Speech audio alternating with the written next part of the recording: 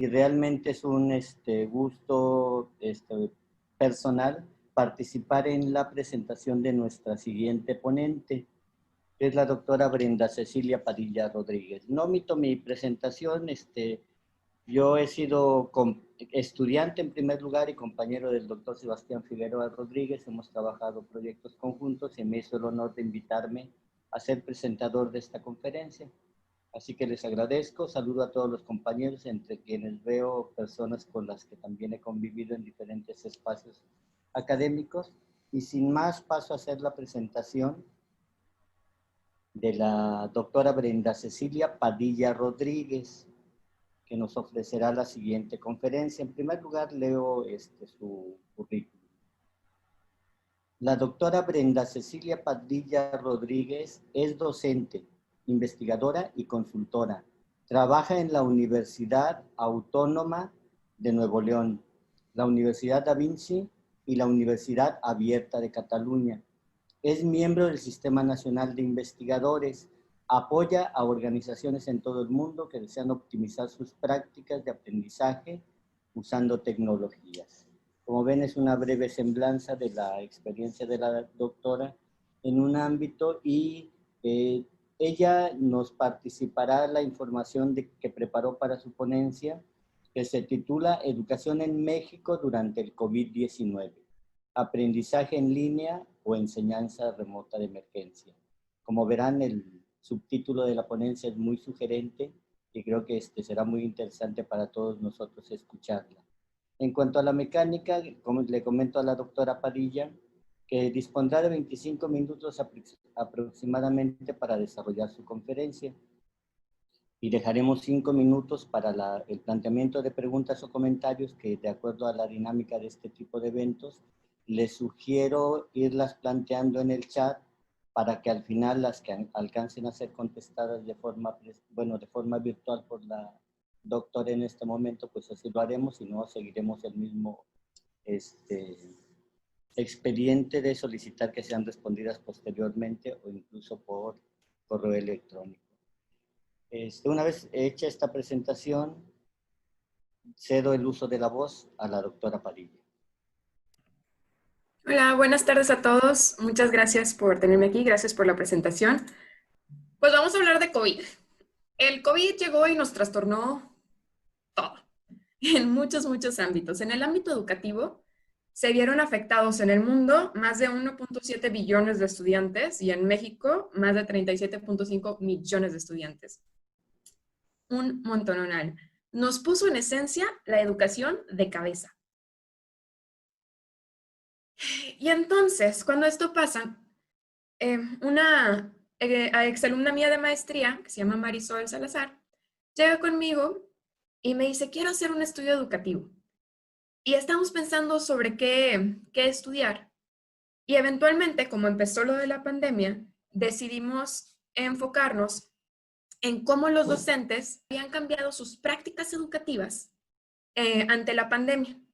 Nuestra idea original era hacer algo muy regional, específicamente enfocado en San Luis Potosí. Después se nos ocurrió irnos nacional y después se enteraron colegas míos de otros países y esto terminó siendo un proyecto internacional con 11 países participantes. Le pusimos EduCovid-19 y en esencia hicimos una encuesta que está traducida en 5 idiomas que se diseminó en diversos países y esto nos ha permitido ver qué está pasando con la educación en México. Bueno, yo ahorita me voy a enfocar específicamente en los datos de México. Participaron 1,636 docentes de todos los niveles, de instituciones públicas y privadas. El 88% era de zonas urbanas, el resto era de zonas suburbanas o rurales. Había unos cuantos novatos que tenían menos de un año de experiencia como docentes, pero la mayoría, bueno, casi la mayoría, ya tenían cierta experiencia. De hecho, el 46% ya tenían más de 10 años de experiencia como docentes. Los grupos eran de diferentes tamaños, pero la mediana era de 25 estudiantes por grupo. Primeramente les preguntamos que cómo eran sus cursos antes de la pandemia. Y la mayor parte nos dijeron que eran presenciales con uso de tecnologías. Ahí el ejemplo específico que les dábamos era que se usaran tecnologías de manera sencilla, por ejemplo, pidiéndoles a los estudiantes que buscaran cosas en Internet, ¿no? Entonces, pues sí, la mayoría, aunque sean totalmente presenciales, de alguna manera u otra requieren uso de tecnologías. Después el 26% nos comentó que eran cursos presenciales con apoyo de alguna plataforma de cursos en línea. Para el 15% eran totalmente presenciales. Solamente el 4% tenían cursos totalmente en línea y un 1% tenían cursos en línea con algunas actividades presenciales. Y bueno, ¿cuál fue el principal cambio? Pues digo, no es muy de sorprendernos. El principal cambio fue trasladar todo en línea. El 76.5% nos comentó que habían trasladado ya sea mucho o todo el contenido de sus cursos a un formato en línea. Cuando les preguntamos ya de manera abierta para que ellos nos pudieran explicar con mayor detalle cuál habían sido estos cambios, nos dieron respuestas que resultaron en esta nube de palabras. Aquí vemos con un tamaño más grande las palabras que más frecuentemente se repitieron en las respuestas.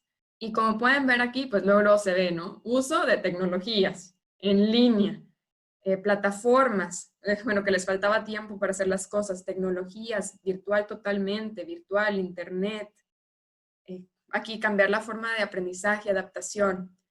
El principal cambio fue pasar de estos esquemas presenciales que a lo mucho estaban apoyados por tecnologías a algo totalmente en línea. Específicamente, lo principal que hicieron fue cambiar sesiones presenciales sincrónicas a videoconferencias, que son sesiones en línea sincrónicas, como esto que estamos teniendo. El 56% dijo que nada más, y bueno, si antes de la pandemia iba a clase y tenía una sesión de clase, pues ahora iba a clase, pero la tenía esa sesión por Zoom o Teams o cualquier otra herramienta de este tipo. El 42% dijo que lo que había hecho es subir contenidos a algún espacio en línea para ponerlo a disposición de los estudiantes. Y ahora sí, les tengo una duda a ustedes. ¿Estos cambios son aprendizaje en línea? Creo que todos dicen que no. Y es que de hecho, eso es algo que tenemos que revisar. Y más que preguntarnos si es aprendizaje en línea, habría que pensar si es aprendizaje en línea bien diseñado. Y es que la respuesta es que no, en efecto, realmente no. Cuando solamente buscamos tener todo en línea, nos estamos contraponiendo a la idea de que para crear un curso de calidad necesitamos tiempo y esfuerzo. O sea, si yo solamente empecé a hacer videoconferencias y subí materiales, eso no es hacer un curso en línea propiamente. No es hacer online learning, que sería el término en inglés, o educación en línea. Es otra cosa. ¿Pero cómo? Hay muchas formas de diseñar cursos en línea, que no es nada más subir cosas a una plataforma o hacer videoconferencias. Hay muchos modelos. Este es el de las 5 etapas de Gilly Salmon.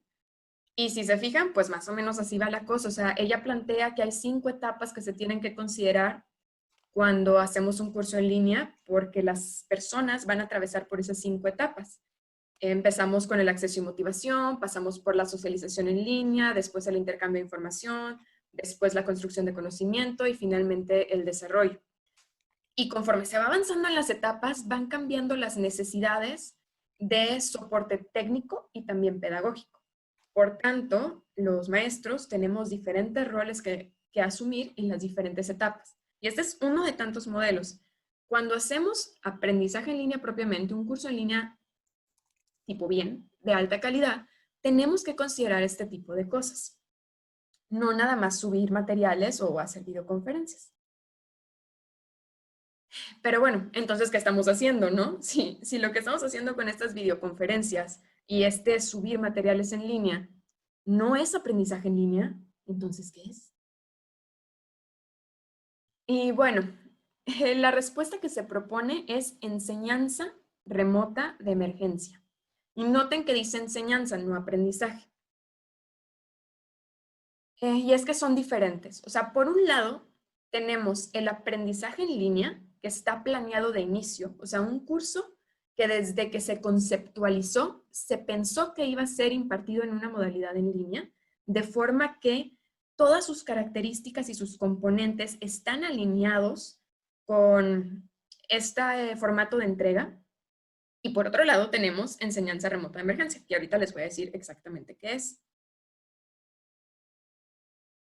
La enseñanza remota de emergencia es un término que se popularizó durante esta crisis del coronavirus por un señor que se llama Chuck Hodges y sus colaboradores. Ellos proponían el uso de este término para usarlo en contraposición a aprendizaje en línea, online learning. Y es que en la enseñanza remota de emergencia hacemos las cosas un poquito diferente a lo que haríamos con aprendizaje en línea. La enseñanza remota de emergencia implica un cambio en la modalidad educativa, derivado de una situación de crisis. Representa una solución rápida y temporal. En la enseñanza remota de emergencia, lo que sucede es que tú tienes tu manera tradicional de hacer la educación y de repente, boom, viene una situación de crisis, como en este caso la pandemia y la necesidad de confinamiento, y tienes que cambiar. Pero tienes que cambiar rápido. No tienes tiempo realmente de hacer lo que así harías con el aprendizaje en línea, que es todo este proceso de planeación, diseño y desarrollo del curso que te puede tomar meses. Aquí no. Y no sé si recuerdan cómo nos pasó con la pandemia por ahí de marzo, mediados de marzo, que bueno, no sé ustedes, pero a mí casi que de un día para otro me dijeron, de ahora en adelante todo en línea. Y entonces tienes que actuar, no tienes tiempo realmente de pensar en cómo vas a rediseñar tu curso y cómo vas a integrar los diferentes elementos. No, tienes que actuar, es rápido, pero también es temporal. Esto quiere decir que con la ERE, la enseñanza remota de emergencia, tú asumes que, bueno, estás haciendo este cambio ahorita, pero cuando pase la crisis, vas a regresar a lo que tenías. ¿Ok? Este concepto ya se usaba antes, o sea, sí se popularizó ahorita, pero lo que conceptualmente significa ya se ha hecho antes. Por ejemplo, en Afganistán, cuando empezó a haber ataques focalizados en escuelas que permitían que las niñas estudiaran, decidieron mejor cambiar la modalidad educativa, que dejaran de ir a la escuela, pero que aprendieran en sus casas mediante contenidos distribuidos vía radio o DVDs. Eso era enseñanza remota de emergencia. Y ahorita pues lo volvemos a ver. Ahora sí, en honor a la verdad, les tengo que decir que también en nuestra encuesta, la mayoría de los participantes, el 53%, indicó que había realizado un rediseño pedagógico de sus cursos para adaptar sus contenidos a un formato en línea, incluyendo actividades sincrónicas y asincrónicas mediadas por un docente. En serio, eso nos dijeron. La verdad, a mí sí me queda la duda, como esta encuesta la aplicamos por ahí de mayo, de si realmente habían hecho todo este rediseño o si seleccionaron la opción porque suena muy bonito. Y es que la realidad es que no tuvimos tiempo para hacer este rediseño. Digo, quizá alguien sí, pero se me hace complicado. Pero bueno, esa fue también una de las respuestas. Les preguntamos, bueno, les explicamos en esta encuesta qué era este concepto de enseñanza remota de emergencia. Y una vez que les explicamos el concepto, les dijimos que nos dijeran qué tan de acuerdo estaban con la aseveración: los cambios que estoy realizando en mis cursos constituyen una enseñanza remota de emergencia.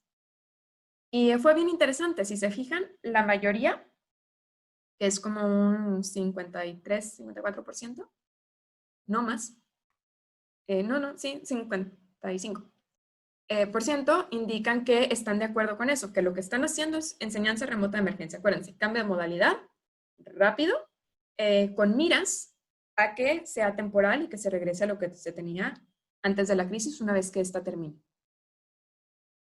Pero cuando les preguntamos qué tanto considera que los cambios que está realizando en sus cursos serán permanentes, se pone interesante. Porque tenemos un porcentaje, también es 50.1%, que dice que mucho o todos los cambios que están haciendo en sus cursos van a ser permanentes. Y eso ya no es enseñanza remota de emergencia. ¿Okay? Y bueno, y si ya cuentan los que dijeron que al menos algunos de esos cambios van a ser permanentes, pues ya se incrementa muchísimo el porcentaje. Y esto nos pone en una situación muy, muy, muy interesante. Los que estamos en educación sabemos que a veces gestionar ciertos cambios es bien complicado. En particular, lo que tiene que ver con tecnologías y con cosas en línea es bastante retador. Seguido nos enfrentamos a comentarios del tipo, no, es que no se puede, no, eso no sirve. La gente no quiere, es que no estamos preparados. Y esto, lo he escuchado un montón, esto de la educación en línea ya llevará pues más de 20 años fácilmente. La universidad totalmente en línea más vieja ya tiene como 24 años de existencia, o sea, ya, ya llovió. Y aún así nos enfrentamos a estas cosas, ¿no? De no, no, no, no. Y luego llega el coronavirus, nos obliga a entrar a una situación de confinamiento y boom, ahora sí, casualmente, todos estamos en línea. Y se pone bien interesante por esto que les comentaba de las respuestas de los docentes, que sí estamos en línea, pero varios piensan que esto puede ser algo permanente. Y esto nos abre la puerta a la innovación. Porque si ya lo hicimos, pues ya que tanto nos cuesta, ahora sí, plantearlo bien, pensarlo bien e innovar. Y entonces sí fue una situación muy difícil, es todavía una situación muy difícil, pero a la vez es una situación llena de oportunidades. Porque como ya lo hicimos, como que ya nos dimos cuenta que ciertas cosas sí las podemos manejar. Hay muchas posibilidades, tuvimos respuestas muy, muy interesantes, hicimos muchísimas preguntas. El 95.1% de los docentes nos dijo que había aprendido nuevas formas de impartir sus clases, o sea casi todos. Aparte del 7%, que no suena mucho, pero estamos hablando de 115 personas, se inscribieron a una licenciatura o maestría relacionada. O sea, es gente que dijo, wow, esto de las tecnologías educativas sí aporta valor, y decidieron inscribirse a un programa académico formal para aprender más del tema. El 83.7% nos dijo que tenía confianza en su capacidad para enseñar en línea. El 85.6% nos dijo que estaban dispuestos a experimentar para modificar sus prácticas docentes. Y esto quiere decir que podemos hacer muchas cosas. Sí fue muy duro, es muy duro, pero tenemos muchas posibilidades. De hecho, el 72.9% considera que los cambios en sus prácticas derivados de la pandemia han tenido un impacto positivo en su compromiso como docentes. Yo la verdad eso no me lo esperaba. Como también a veces en las noticias vemos mucho sobre las quejas, los problemas, todo lo malo, no esperaba tanto positivismo, más porque era una encuesta anónima. Pero bueno, puse esa imagen ahí porque la realidad es que hay muchos tonos de gris. O sea, sí están los que es como que, wow, esto es un súper reto, estoy bien emocionada, me siento más comprometida. Y están los que dicen, no, esto está horrible, ¿por qué estoy aquí? Y demás. Hay mucha variedad de grises. La verdad es que todavía nos falta hacer cortes en los datos para tener más información. Sí, hemos hecho algunos análisis adicionales y, por ejemplo, sí, ya notamos que se ve clarito que entre más iniciales son los niveles educativos, más difícil tienen todo. O sea, los que dan clases en primaria batallan más con todo que los que están en posgrado. Y bueno, se da a entender un poco las razones. Checamos un montón de indicadores: bienestar percibido personal de los estudiantes, el progreso educativo, la carga laboral, la productividad, compromiso, preparación técnica y demás. Y sí, los que tienen más retos son los de etapas iniciales. Pero eso también es interesante porque nos habla de necesidades formativas que tienen los docentes de etapas iniciales que no están siendo cubiertas, que no les permitieron o no les están permitiendo a algunos responder de manera óptima a esta situación de pandemia. Y bueno, hay otras cosas interesantes que estamos viendo. También hay una cuestión de género que está muy interesante. Las maestras, mujeres, tienden a tener retos asociados que en teoría no deberían de tener que ver con su trabajo, pero sí tienen que ver. Son cosas como que, decía una, es que soy mamá, esposa y no me acuerdo cuántas cosas más, y maestra, todo en la misma sala, ¿no? Y bueno, eso sí es un reto que no tiende a pasar con los maestros hombres. No es que no tengan familias, solo que tradicionalmente el papel del cuidado de los hijos se le deja a la mujer independientemente de si trabaja o no. No digo que esté bien, esté mal, digo que es lo que nos están diciendo los datos. También lo vemos con respuestas de los maestros cuando hablan del apoyo familiar requerido para el progreso de los estudiantes, esto en etapas más tempranas, primaria y secundaria. Cuando hacen referencia a la familia, específicamente hablan de la ayuda de las mamás, no de los papás. Y esto nos da a entender un poco cómo hay una carga adicional relacionada con el género. De hecho, esto también ya lo vemos en investigación y en otros lados. Y bueno, me queda un minuto para no pasarme de tiempo. Solo quería concluir que lo que sabemos hasta ahorita es que el futuro está lleno de posibilidades. Ahorita sí estamos haciendo enseñanza remota de emergencia, pero ya se ve venir que podemos usar aprendizaje en línea.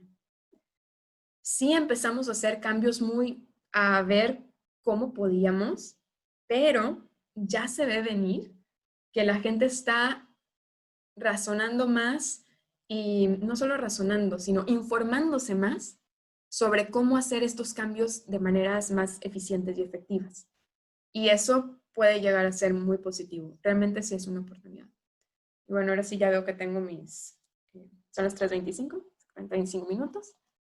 Y bueno, eso sería todo por mi parte. Ahí está mi Twitter, por si luego me quieren contactar. Y pues me parece que hay algunas preguntitas que voy Muy a... bien, doctora. Le agradecemos su exposición y es así, tenemos una pregunta en el chat. No sé si usted gusta leerla, se la leo yo como lo decida. Veo la que dice, si partimos del hecho que generamos una práctica docente emergente, entonces, ¿de qué debíamos hablar de capacidades digitales o de la falta de modelos educativos innovadores? Yo pensaría que estamos hablando de competencia digital. Lo de los modelos educativos innovadores, bueno, innovadores depende del contexto, ¿no? Eh, como les digo, esto ya lleva más de 20 años, entonces en ciertos contextos, pues ya no es innovador, ya es una práctica estándar. Lo de competencias digitales sí nos falta. De hecho, algo que se ha visto en todos los niveles es que muchas veces usamos la tecnología todo el tiempo, pero no sabemos cómo usarla óptimamente. O sea, no sé si les ha tocado gente que sí usa la tecnología todo el tiempo, pero cae en los fraudes de Facebook o comparte cada fake news, cada noticia falsa. Eso es competencia digital. Y también, también van cosas como saber usar diferentes herramientas tecnológicas y así, pero eso es un poquito diferente. Es más como acostumbrarte a usarlas sin que te dé miedo. Y bueno, pues me parece que veo que en el chat veo en el chat más cosas. Alguien dice, depende de qué entendemos por educación o aprendizaje en línea, pero absolutamente no es e-learning mediante sesiones síncronas que repiten de la forma presencial. Sí, claro. Vino viejo en botellas nuevas. Excelente, claro. Bueno. De acuerdo, hay un comentario en el chat Sí. que es muy interesante tu investigación y los resultados encontrados y el futuro lleno de posibilidades en el que estamos inmersos.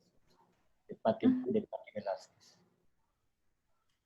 Aquí veo otro de Cuauhtémoc que comenta que le gustaría saber si los resultados son comparativos con la ruptura del paradigma tradicional. No, precisamente, para ello tendríamos que definir paradigma tradicional, pero sí hay cosas que podemos saber. Por ejemplo, lo que decía ahorita uno de los comentarios. Todavía una de las estrategias pedagógicas más tradicionales es la exposición. Yo me paro y hablo.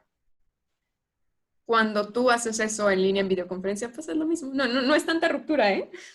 Es exactamente lo mismo. Estamos repitiendo simplemente el paradigma tradicional, si lo queremos poner de esa manera. Sí, ya para que sea una ruptura más clara, tendríamos que hacer algo diferente, algo más colaborativo, pero que, por ejemplo, que sí aproveche las herramientas digitales. De hecho, ahorita en las teorías de aprendizaje ha agarrado auge una que se llama conexionismo. Esa fue propuesta por George Siemens de Canadá. Y en esta teoría se propone que el aprendizaje se realiza a través de redes, que ya no es nada más con lo que tú tienes en tu curso, sino que te conectas con comunidades en línea para ir generando conocimiento. Eso yo creo que sí podría ser una pequeña ruptura del paradigma tradicional, no más o menos, porque también ves que está el constructivismo, que también habla de aprendizaje colaborativo, nada más que no llega al nivel de redes, porque pues no existían eh, como existen ahora. Y bueno, no sé si hay alguna otra duda o comentario. Creo que ya no tenemos más preguntas. Entonces, le agradecemos muchísimo su participación, doctora Padilla. Creo que para todos ha sido muy interesante como las demás actividades, que nuevamente muchas gracias, doctora Brenda Cecilia. Gracias. Hasta luego.